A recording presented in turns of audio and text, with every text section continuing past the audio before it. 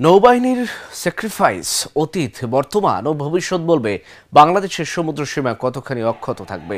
সরকার এখন পর্যন্ত নেভির সেই ক্যাপাসিটি পায়নি যারা দেশের ইজেট বা নীল সম্পদকে আহরণ করবে এবং রক্ষা করবে, এমন মন্তব্য করেছেন নৌপরিবহন এবং শ্রম ও কর্মসংস্থান মন্ত্রণালয়ের উপদেষ্টা এম শাখাওয়াত হোসেন। তিনি রোববার সকালে পটুয়াখালীর কলাপাড়ায় বনজা শের বাংলা প্যারেড গ্রাউন্ডে বাংলাদেশ নৌবাহিনীর 463 জন নবীন নাবিকদের বুট ক্যাম্প প্রশিক্ষণ শেষে এ কথা বলেন।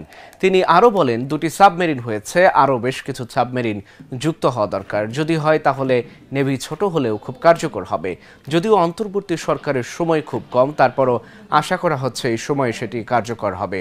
পরে তিনি কৃতিত্বপূর্ণ ফলাফল অর্জনকারী নবীন নাবিকদের মাঝে পুরস্কার বিতরণ করেন। স্যাক্রিফাইস অতীত, বর্তমান এবং ভবিষ্যৎ বলবে আমাদের সমুদ্র সীমা কতখানি অক্ষত থাকবে। আমরা এখন পর্যন্ত আমাদের নেভির সেই ক্যাপাসিটি পাইনি যারা আমাদের ইজেট বা নীল সমুদ্র বা নীল সম্পদকে আহরণ করবে এবং রক্ষা করবে। আশা করি ইনশাল্লাহ দুটি মাত্র সাবমেরিন হয়েছে, আরও বেশ কিছু সাবমেরিন যুক্ত হওয়া দরকার। যদি হয় তাহলে এই নেভি আমাদের ছোট হলেও খুব কার্যকর হবে। সেই জন্য আমি আশা করি আমাদের বর্তমান সরকার, অন্তর্বর্তীকালীন সরকার, যদিও অন্তর্বর্তীকালীন সরকারের সময় খুব কম, তারপরে আমরা একটা বুনিয়াদ রেখে যেতে পারবো। আপনারা জানেন যে দক্ষিণাঞ্চলে আমি যেখানে দাঁড়িয়ে আছি এটা পায়রা বন্দরের একটা অংশ। এই পায়রা বন্দরটি দক্ষিণ পশ্চিমাঞ্চলের জন্য অত্যন্ত গুরুত্বপূর্ণ একটি স্থাপনা। যদিও এটা মাত্র শুরু হয়েছে, ইট উইল টেক টাইম, কিন্তু যেভাবে আমি দেখেছি, আমি আমার সেকেন্ড ভিজিটে দেখেছি যে খুব তাড়াতাড়ি এটা প্রকৃত হওয়ার সম্পূর্ণ হওয়ার পথে আছে। তাই যদি হয় তাহলে আমাদের দেশে 3টি বন্দর, এবং এই 3টি সমুদ্র বন্দর রক্ষা করার কাজে আমি নেভিকে সংযুক্ত করার চেষ্টা করছি। শান্তি কামনা করছি। আমি এই নৌবাহিনীর গ্রোথ দেখেছি, বেড়ে ওঠা দেখেছি।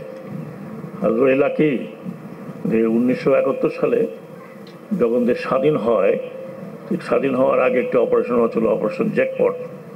সেই থেকে শুরু হয়েছিল বাংলাদেশ নেভির বা বাংলাদেশ নৌবাহিনীর অগ্রযাত্রা। কিছুই ছিল না। আমিও তখন সেনাবাহিনীতে মধ্যম র্যাঙ্কের অফিসার। কিছুই ছিল না। প্রথম একটি ফ্রিগেট নিয়ে আসলেন তৎকালীন নৌপ্রধান এবং উপপ্রধান দুজনে মিলে।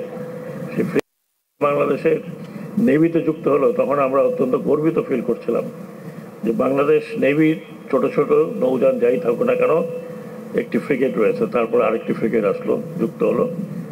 ক্রমেই সেই নেভি আজকে মাশাআল্লাহ একটা ফর্মিডেবল ফোর্স হয়ে দাঁড়িয়েছে। শুধু যুদ্ধের জন্যই নয়, শান্তিতে এই নেভির নৌবাহিনীর প্রচুর ভবিষ্যৎ ভালো কামনা করছি। আপনারা দেশমাতৃকার সেবায় নিয়োজিত আছেন, থাকবেন, এবং মনে রাখবেন আপনাদের উপরে নির্ভর করছে আমাদের সমুদ্রের নিরাপত্তা।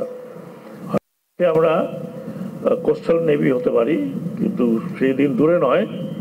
যদিও এখন আমরা 4th ডাইমেনশন বলতে পারি, কিন্তু তারপর সেই দিন দূরে নয় যখন আমরা আমাদের ইজেট 200 নটিক্যাল মাইলের বাইরে যে নীল সমুদ্র আছে সেটাকে অত্যন্ত কঠিনভাবে গার্ড দিতে পারবো। আমাদের বর্তমান নেভি আঞ্চলিক এবং বিশ্বে অনেক বড় বড় দেশের সাথে এক্সারসাইজ করছেন, পোর্ট কল করছেন। যত পোর্ট কল ততই আমরা অভিজ্ঞতা অর্জন করব।